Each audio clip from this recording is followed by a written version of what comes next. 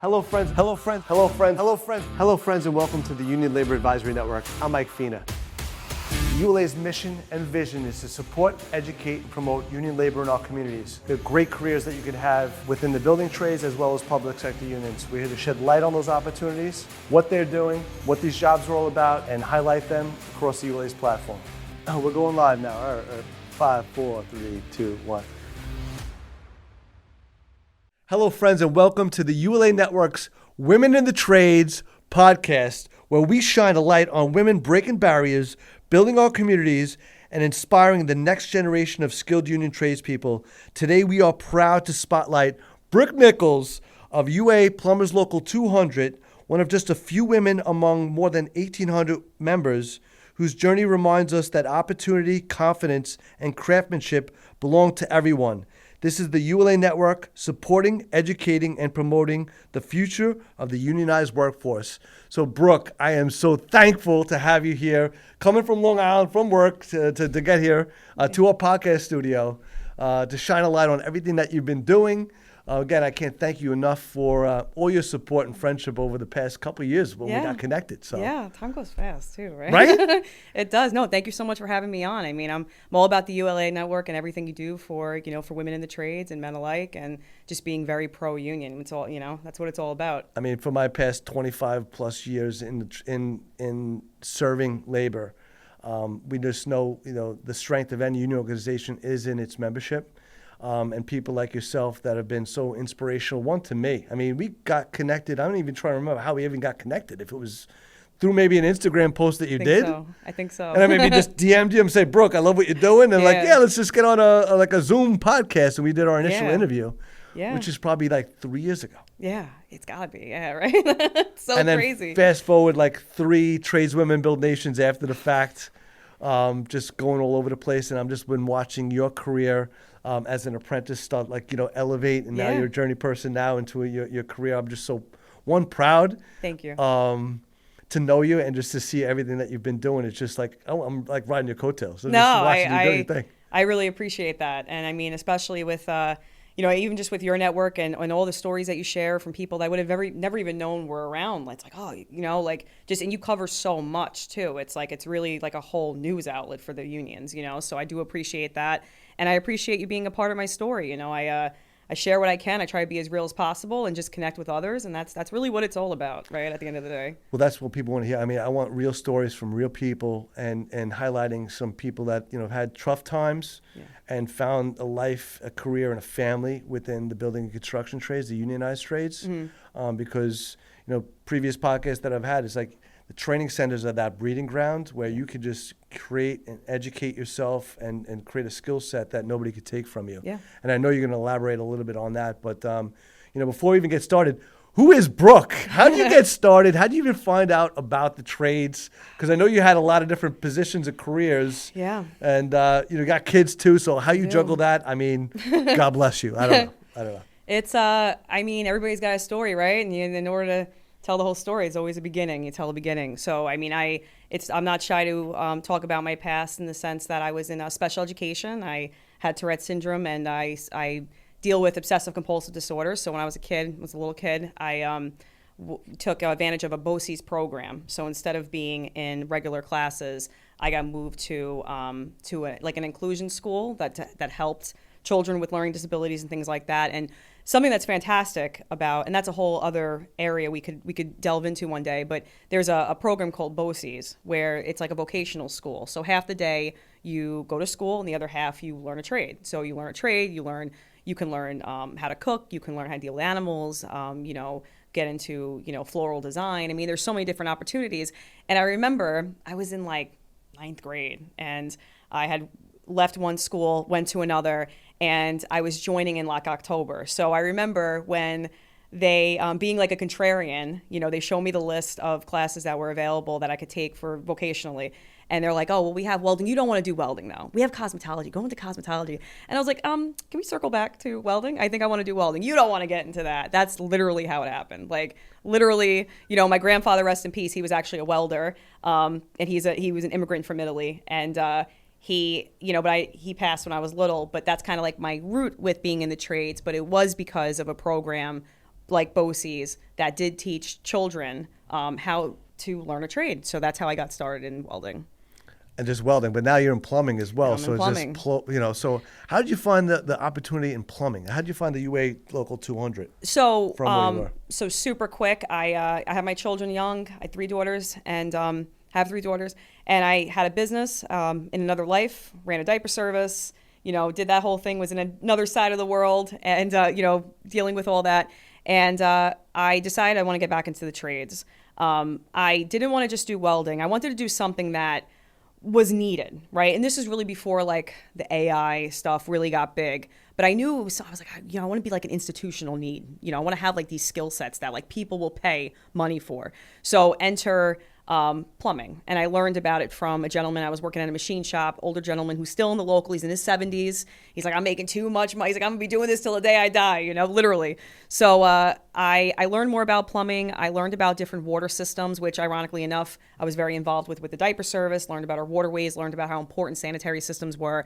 And plumbing is that's like the health and sanitation of our nation is plumbing. It's such an important trade to know, such an important trade and systems that we have here in place. And it does separate us from the third world. So a lot of people will be like, oh, you're a plumber. Yeah, I'm a very important part of this whole system that we have going on, But I looked into it and I was like, you know what? Threw my ring in the, my hat in the ring. And I was like, let me see what happens. Let me join a union and I'm, see how that goes. And then when I learned about what unions actually offer, being a trade school, I'm like, it's a lot, but if I can learn plumbing, I could take that anywhere with me. So I signed up, there's a long wait list. And then I heard, this is during COVID, and then I heard back like 7 months later, I got the acceptance letter. And I was like, oh, snap. Like if I get approved, I'm going to do it. So that's what happened. So I just went with it. I was like, all right, this is a sign. And I just jumped in it. So how did you transition from, you just shut down the diapers? That was already waning.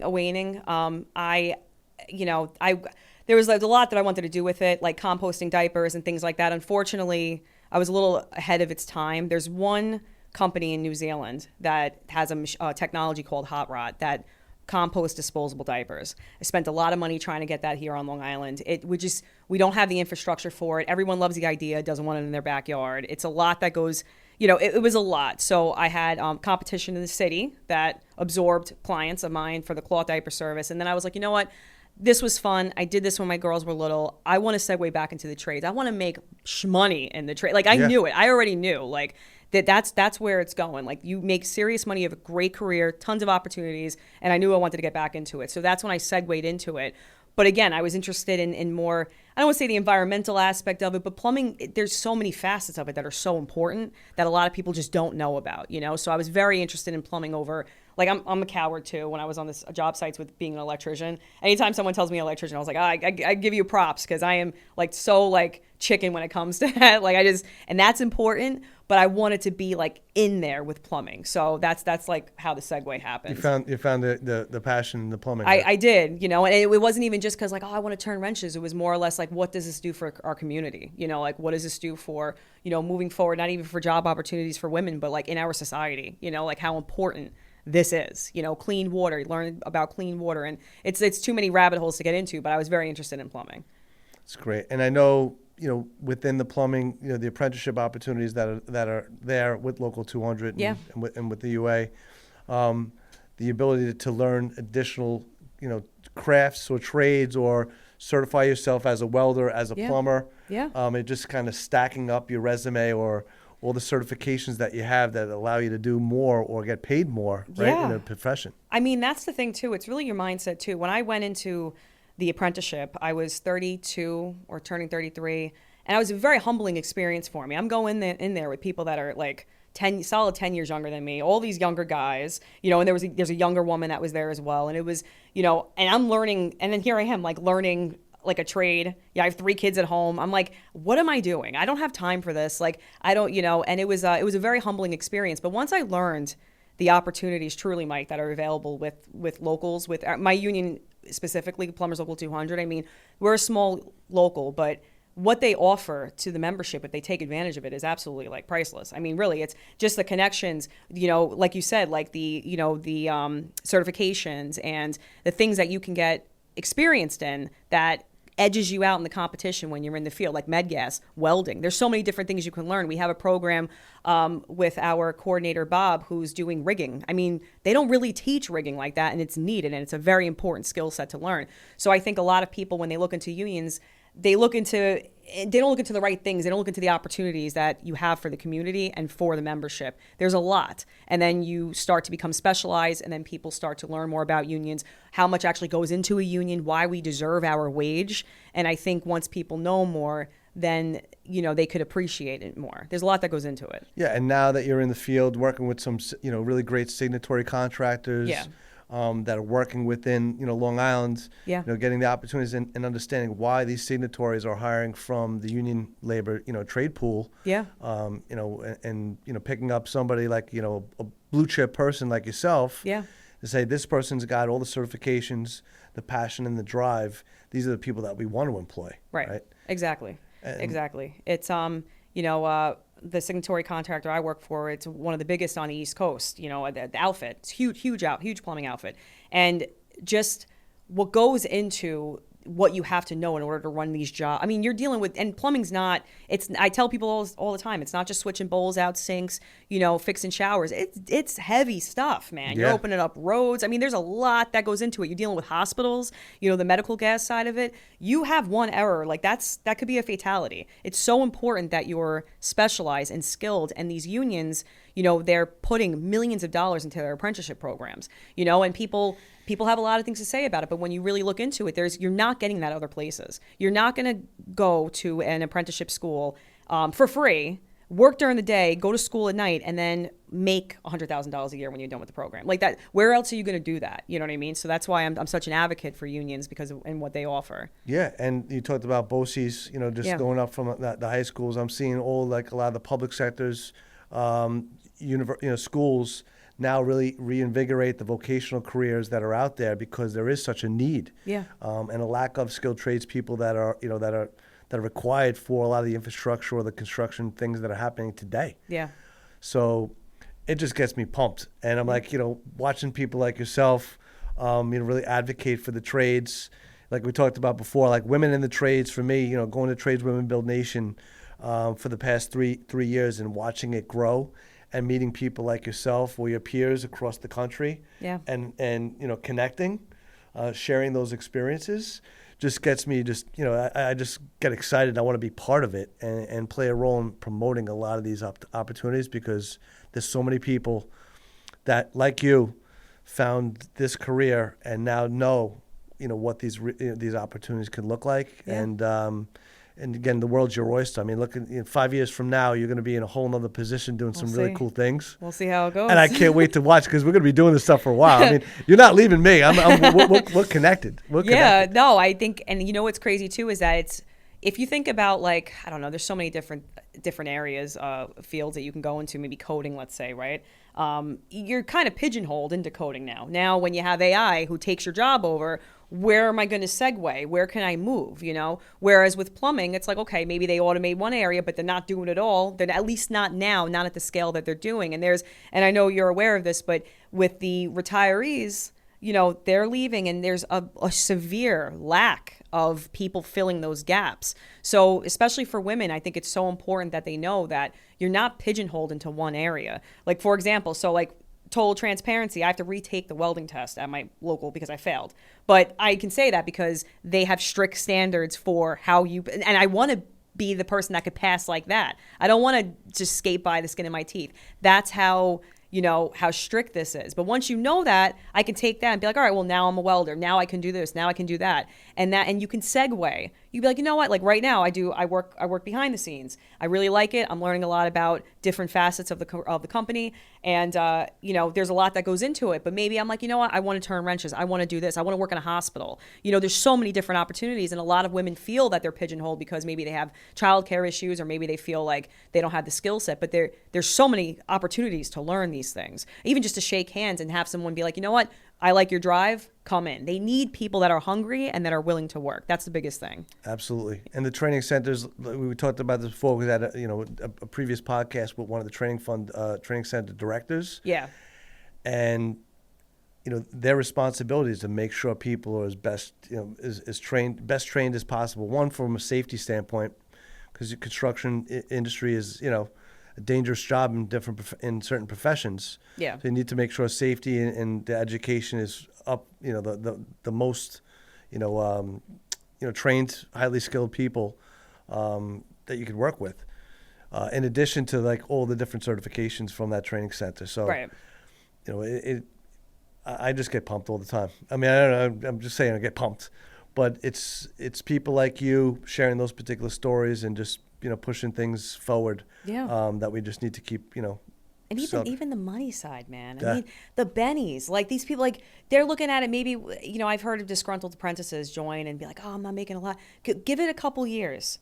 Get a little, rough your skin up a little bit, get a little know-how in the trade. I'm telling you, it's worth it.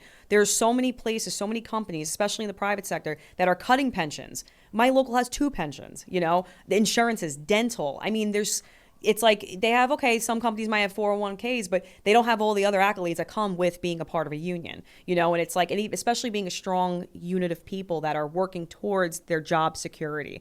That's the biggest thing. And I feel like a lot of people they really underutilize what a union can do and what it can do for your life. So that's why I'm such a big advocate for women. Like, for example, the UA, the United Association of Journeymen and Pipe Fitters, they have a program like others. I believe the Electricians Union have this, but there's stipends for women to send their children to daycare. Yeah. That they will, that's huge. That's something that these other companies, a lot of these companies, they don't care. They're like, just get to work. I don't give a damn what you do, Whereas the union's like, let's look out for the family unit. Let's look, how can we enrich the lives of these women that want to be a part of our local? And I think that's what people need. We need to go back to community, and the way that you do that, in my personal opinion, is by joining a union. Yeah. I mean, listen, just economic development.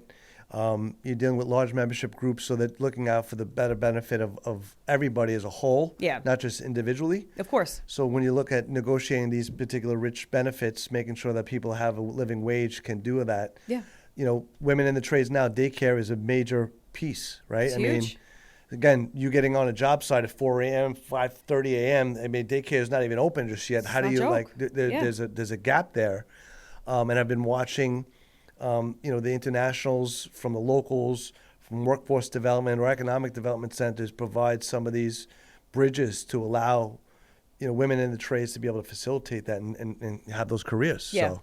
So, and those are programs that need to be promoted, advocated for, and showcased too, because they're available. Yeah. And whether or not people even know about them or take advantage of them is, one thing. I think it's just awareness. And utilizing the services that have been negotiated for the members as well to really round out those rich benefits that you talked about. Yeah, absolutely.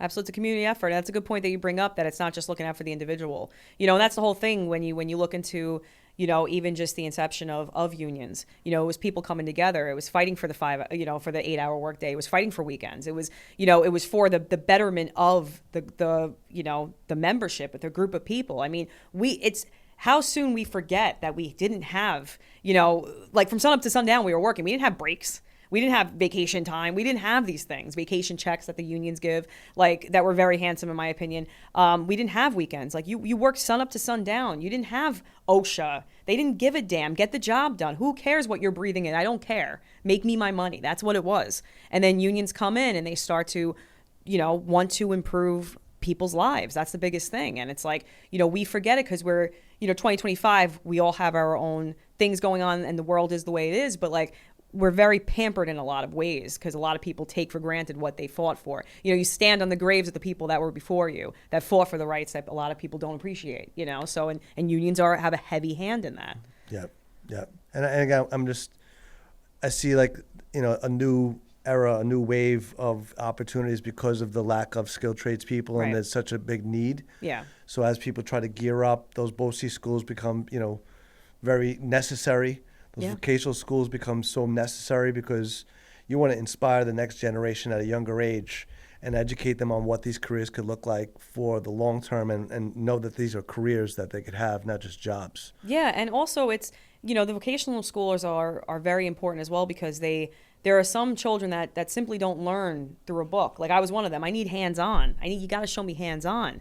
So people go through the school system and maybe they're not exposed to that, and then they never reach their full potential, because then they go through life thinking they're stupid, and then you have a whole generation of people that are trying to recover from childhood wounds from schools that they never supported them. So it's like when you have these vocational schools, you're opening up a pathway for people to really recognize their full potential. And that's like there are people that I've met in the field that I'm like, there's people are so talented, they just don't tap into that. And it's like it does need to be a need for that, even with the unions, like what they offer, the outings they offer to meet people, to just have some kind of sense of humanity, and that you're a part of something bigger than yourself is just a big deal.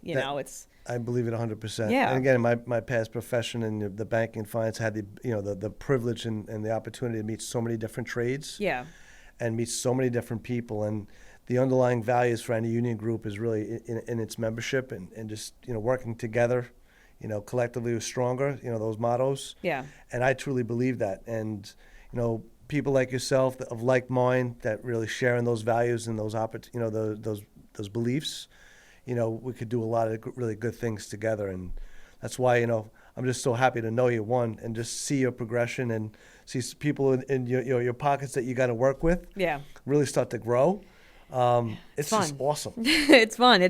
But it's all about just, meeting people and recognizing that, you want to be a part of something bigger. And also that, like, we don't have a lot of time here. Like, you'd be lucky to get 80 years, right? And my biggest thing is, like, how much can I help people? How much service can I do for people? And being a part of a union is so big for me. It's such a big deal. And it sounds corny, but it is like something that's really like special to me. And going to, Tradeswomen Build Nations, it's invigorating because you're a part of something bigger. You're changing the lives of something bigger. You're fighting against, and then the conspiracy side of me is all the AI stuff. You're giving it to AI. We're fighting like it's humans against the AI. I know it sounds silly, but that's what I think. I'm like, there's people who are so talented. Like, don't get stuck into that algorithm of just being some kind of drone. Like, learn something. I want to go to Costa Rica. If I want to go to Costa Rica and live off the grid, I want to be. I can get a job. I can plumb. I can do whatever I want. You can't take these away from me. You can't take them out of my head. I'd like to take a moment to thank Hack, Rose, Sharippa, and Chevry for all their support of the ULA Network and our mission to support, educate, and promote union labor in our communities. Thank you. I feel like a sponge because the world is changing so fast. Yeah. Technology is like evolving, every day, like so quickly. Yeah. But those trades, those skills that you have, they don't go away. No. And I don't have the 1/10 of the ability that you have. And it just gets me inspired to know people like yourself, because I only wish I could do it all over again. Wow. And then now in my world, like, again, I've had a great career in the world of finance. And again, like macro, those members are really that cash flow for the future generation. Right. And then really showcasing all the benefits that are available too, because, we've had the ability to work with all these service providers, of which is healthcare, daycare, vision, dental, all the pharma benefits that you have. Yeah. How do they play a role in the better benefit of your overall membership package, or for these membership groups as a whole? And we look to highlight those things as well, just to make sure people are aware of taking advantage of a union, career opportunity, because it's not just the pay package. Yeah. It's those pensions that you know about as well. Huge. It's huge. It's and I don't know why people aren't, people are aware of it, and there's more people. I think the younger generation is really starting to take wind through social media, through things that you've done. I mean, you've been on multiple podcasts too. I mean, you've had somebody from I don't know, it was Tokyo, wherever it was. Korea. Perfect Glow out now. Yeah, exactly. You give a shout out to your crew, because I mean, these are rock star people from across the world that have reached out to you just to understand your career and your opportunities. And this is around the globe. Well, the reason, just to segue super quick with Perfect Glow, is that when I got approached to be on the show, I don't know whether it was quirky, they saw a video, they're like, it might be good TV, right? Let's bring this chick on. But I said I wanted to represent tradeswomen. And they're like, well, it's demographics, not really, there's not really many women that do that, which is made me want to do that, So that's why when I, went on the show, I have my Plumbing Goddess shirt on. And this is to a demographic that does not, they're like, what's going on here? Who is this chick? But it was something that I wanted to rep, because when again, being a part of something bigger than yourself, it's like, this isn't for me. This is for all the women behind me, So so they're not getting harassed on job sites. And even from when I was a kid working, 17, 18 years old, working in the field, the amount of harassment that I've gotten is to now, it's completely different. It's a different world, and I think it is because of, especially with, organizations like yourself. I mean, you're out there, you're showing what can happen. You're showing the camaraderie, everything that unions offer, and just building that like ecosphere, you know what I mean? Like it's a big deal, it really is. It is an ecosystem of all the different things, right? 100%. It really is. And you do a huge thing. That's why I always say, like, I just let everybody know, like the ULA, like you're out there. You are out there, like you guys are doing the damn thing, and it's great. It's awesome. We need that. And for me, I mean, this is my job, right? Yeah. This is the profession that I've chosen to give back to labor that supported me during the toughest of times and even brought me in, when I was in my bank career. Again, it's not easy, breaking into labor organizations of large membership groups and moving funds, because there's all these actuaries. I mean, from senior level management, there's a lot of moving parts. We'll talk about politics. It really is politics in that regards. Yeah. But when you're making decisions on behalf of thousands of members, it's not easy, right? Yeah. If it's healthcare, all the different, programs that are available, they got to make sure that they're the right, service. And then you got to negotiate with those signatories to make sure that they're going to be able to pay for those things too, right. So that's a whole, that's a whole other gamut of different things, but that's part of that whole overall ecosystem. Yeah. And then bring people together, because one, there's 1,000 apprenticeship opportunities. You can get trained, but if there's no jobs for signatories to hire you on, there may be the work, but if they're not the signatory contractors to hire union members, it's that bridge. So for me, or ULA and people like yourself too, is like showcasing the skill craft, highlighting those signatory contractors and showing that the work can get done with unionized labor. Yeah. And a trade pool from these training centers that are the best in class, so you're going to get the best people working for you. Yeah. That have all the certifications and credentials. Absolutely. Absolutely. I like that you pointed out the signatory contractors, because a lot of people think they're just fat cats in their office. It's outrageous what they spend for union labor, because we're worth it. That's why they spend it, and that's why it's so important that you have companies that's why it's important to have good people that are working on your jobs. That's why these companies, like the one that I work for, they hire union labor, because they know what they're getting. They know that they're getting a quality workmanship, and I think people don't realize, like, even the benefits. It's like, they'll be like, oh, maybe my medical could be better or whatever, but the amount that you're making is you don't see it, because you're only seeing what you take home. You're not seeing that it's double because of the benefits. So big shout out to all the signatory contractors out there that are still going union, and not sending people from out of state. You're not seeing old out of state license plates on these union jobs. I mean, that's important for our local economy. Yeah, the JETC, they're investing in your future and making sure that they have the training, the trade skills people that are out there. So it's literally, you're getting in together with the training centers at these union organizations and making sure that they're the best in class. 100%. I talk about these training centers like the Equinox of gyms, or the best in class.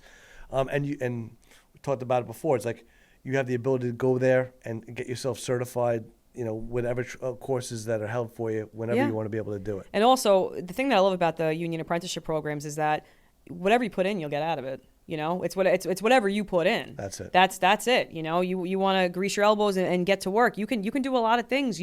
When you turn out of the program after 5 years, you have an associate's degree. If you're like, I want to do something else. Well, now you have an associate's. You can do whatever you want. You can go to college. You can do there's so many different programs that they'll even pay for your college. I mean, people don't tap into that. And my biggest thing is, especially with women in the field, you can do anything you want to do as long as you're willing to work for it, and that's it. And as long as you always have the mind frame that it's not just you and promoting you. Of course, your family, whatever, your business. But if you look at it more or less in the sense of it's the union, what is best for the union, that's what will move you forward more. And that's my opinion, and that's what I've seen. That's worked for me for sure, is that you have people that are behind you, your brothers and sisters that you're moving with. So I'm a part of Plumbers Local 200. I'm happy to say that. I might be a pain in the ass, and some people might not, be my biggest fan, or vice versa, but that's my brother, So it's like, that these other plumbers better not say a damn word about it because this is my local, you know, and I'll defend it. And that's how I feel. I feel like I'm part of a family, you know. Yeah, listen, you have the skill, you have the ability to do just any man, any woman that's out there. Yeah, if you have the skill, you could do you could do anything. You can do whatever you want. And wherever I don't have a skill set, maybe I can't lift 8-inch, you know, ductile iron. Yep. But I'll figure out. Yep. I could do something else that maybe you need me for or whatever. And you know, like men will, you know, muscle a can open and women will use a spoon to knock it on the side and then open. We'll always find a way to do it. You know, it's just how it gets done. Absolutely. So Brooke, we're going all over. It's incredible. I mean, again, I'm just excited to hang out with you.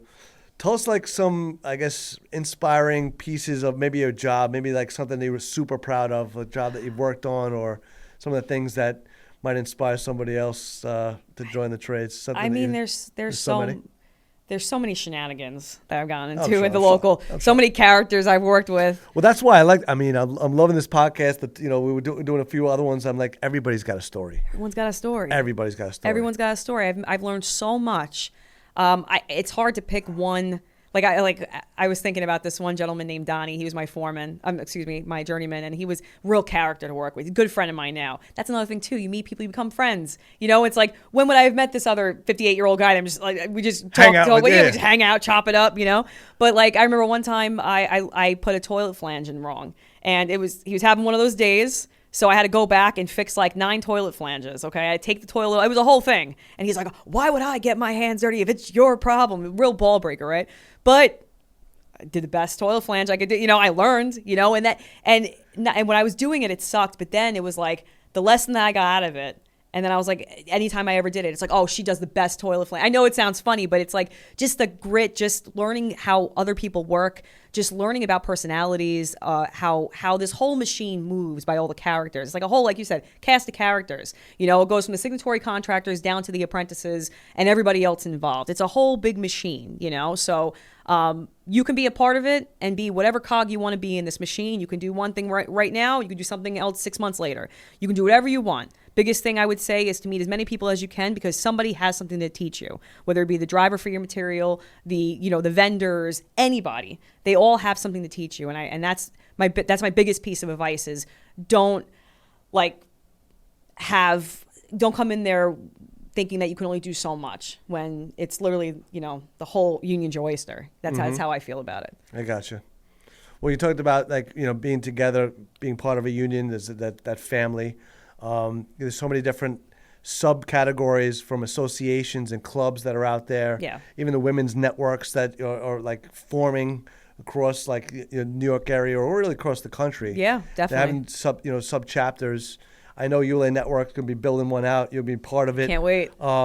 Again, really just to bring in, there's how many women are in your trade right now with your local? Around about. That's 6, maybe 5 or 6. 5 or 6. Yeah. Yeah, and then you look at some other groups that may have another pocket of 5 or 6 different women that are out there. Yeah. And again, you're in Nassau, Suffolk. You got New York City. You got a whole group of people that you can connect with. They got like 80 deep, you know. Yeah. And they're tight. That's why I want local 200 to be. I want like local 1, you know. Exactly. And they do phenomenal work. Yeah. And they help the community. That's another thing too. If you look at what Local 1 does, they help the community. They're always doing like Toys for Tots and all these things. And then Judaline, she's kicking ass. Like you're helping your community. That's what it was always about. Now we live in a time where you can't even ask your neighbor for sugar because it's like, oh, what a weirdo. The Ring camera's going off. They're going to post you on social media. It's like, but I need a teaspoon of sugar. I used to do this back in the 50s. You know, like what happened to the community? And unions bring that back. You know, they like you said, they have offshoots. They have all different things that you can do. Community service. It's awesome and it's important, especially for our communities. And that's I'm a Rotarian, so the motto is service above self. So all these charitable organizations. Yeah. And I just look at labor and all the community service work that they do. Oh, it's huge. Just needs to really be highlighted because, when you're fighting for PLAs and community construction projects, really showcasing what labor does up and above and the time that you allocate, that's not paid, that's volunteered to create beautification or help with plumbing, in areas that might not be able to afford it. Mm-hmm. That's really notable, and for me, I just want to make sure that people are aware of that, and we really showcase that on ULA's platform and showcase people like yourself that really do that, because I just think it's important, and people that want to get involved, can get affiliated. And there's the associations like the women's networks and clubs that we could really shine on, Yeah. and get the funding and support by organizations and supporters to, bring light to it, fund it, and then make sure that you guys can do the work that really is making a change to the communities that we serve. So. Yeah. Well, when you have community and you're bonding, you can really move mountains when you have like people behind you. Like we're in a loneliness epidemic, and if you just look at it with online, people not getting around, interacting. I mean, I know people that, I check in with them. They're my brothers, at the local, and, maybe they're single, maybe they're by themselves. Like you have a family, and then you feel part of something bigger, like I mentioned a few times, but that's what really moves the needle. That's why I'm so big on unions too, especially if you really take advantage of everything that they have to offer community-wise. Yeah. We talked about this in a previous podcast too, but the construction field, alcoholism, drug abuse, some suicide awareness, all the MEP and EAP type programs that are also available through your union organizations and your internationals to make sure that you have the support needed, because these are tough jobs. Yeah. It's a wear and tear on some people's bodies, which leads to different things that happen as well. And for me, I just want to make sure that people are aware of all these particular programs, shed light on really, the access and the resources that are available, so that they can or do take advantage of some of these services that are out there. Well, that goes into that's true to your point too. I think construction's top 3 most substance abuse, alcoholism, suicide. There's so many different things, and it's I've lost my train of thought because I was thinking 5 different things at once. Yeah, so it's all right. There's so much going on. So much going on. There's so much going on. But yeah, I mean, labor does so much for, or at least is bringing more awareness and light to these particular programs, because one, they're needed, and kind of break that stigma. Oh, that's what stigma. That's what I was going to say. So what I try to break the stigma with is that some people think when they get into the trades they failed at something. Like, I should have done better at high school. I could have gotten a better job. Could have been a pharmacist. Could have been. It's like, no, this is a career. People find out I'm a plumber. I'm a plumber local. I'm a union plumber. I'm not even just a plumber. I'm a union plumber. Work for one of the biggest signatory contractors on Long Island. Like, I am more than happy to say that. I am very proud of where I'm at, and I think that's what more people need to feel about that, and really, because you got to know how important your job is. And I think that comes into the fact where, building confidence and being a part of something bigger, and, really trying to tap into the skills that you have. And there's so many people that are so freaking talented that I've met, in the field. It's crazy. I was just telling this story the other day. There's a gentleman that I met, again, where when I meet these people, I heard somebody singing. I'm like, is that a radio? And then I see the guy singing, and he's a gentleman. He's around 60. And I was like, oh, is that you singing? I was like, you have a beautiful voice. He's like, I was a singer for 20 years. I was in this rock band. I traveled all around the world. It's just cool. Like, is that, again, like now he's sharing who he was, what he did. You're building a sense of community. You're building a relationship, and these are things that feed back into the workforce. It all trickles down. It's because a lot of people feel very segregated, especially in the private sector. And some people say, oh, but they do this, they do this. I'm telling you, it's very much like you do your work, every man for himself. When you're in a local, it's what's best for the membership. That's what it is, So it's all important things. Yeah. Again, Brooke, I'm just proud to know you. I'm excited to work with you. And I do need help, obviously, I'm here to help you. Thank God for my wife, Stephanie, keeping me grounded and being a part of this whole process as well. She's amazing. But, our focus going into next year is really just building out some of these clubs and associations. Yeah. To bring people even closer together, and shine light on the resources that are available, raise funds for the people that need it, through scholarships and I love what you do for the veterans too. I mean, that's so important too. That's amazing. Yeah, again, we talked about this before in memory of my dad, and again, just what's been pushing me forward is labor's helped me and my family more than I can explain, and I've just been so fortunate to meet so many people like you. And so many different trades that become family to me. Yeah. I mean, I go to these events or these conferences, it's like a family reunion. I just love going around there. Yeah. I'm like, this is my job? This is what I do? Yeah. And just trying to really build a career out of it to be the best I can be in the profession that I've chosen. And you support people. The ULA supports people, and especially when you go to the veterans events, you support people. Unfortunately, I had the experience of seeing a veteran that wasn't supported, which was my father. He was a Vietnam veteran. died at 57, wasn't supported, didn't have a community to fall back on, died feeling like he was a failure, you know? So it's like, when I see these things, I know the importance of community, because you can build each other up, you know, because we all go through different things in life, you know, and it's like when you have, like when I went to your Veterans Net, event that you had recently, it was nice to see that, you know, because these people serve our country, you know, they bust their ass, they put their life on the line, and they're young. They have no idea what's going on. You know what I mean? Like, you probably never, you know, their mom was folding their underwear a week before. Now they're at war, you know? So it's like, people don't really look at that, you know, and everything. I'm such a firm believer of relationships. Everything is relationships. So the fact that you build the veterans, you're building this core relationships, you have someone to fall back on. Same thing when it comes to the substance abuse, you have somebody to fall back on, you have resources you can use, you know, it's all about relationships. And I'm just, again, I'm not even just saying it to say it, but what you do is important work, you know, and there's not like sponsored by this, donate for, it's not, you know, and that there's too much of that too. And if you see some of my videos, I just jump right into it. I'm not like, hey, this is life. Okay. I got maybe 50 years, I hope, you know, knock on wood. All right. Like, I'm just going to kick it to you straight and let you know how it is to be a woman in the field. You know, that's just how it is, you know, absolutely. Cut all the other nonsense out. But I love what you're doing, the community. I love what you do with, you know, just getting involved. That's the biggest thing. Just got to get involved, you know? Yeah. And I just want to give back. And if I could serve, like I mentioned, my labor family, the way they've supported me, and build a career and be able to do that. And then we talked about, you know, the veterans, like your dad not having that access.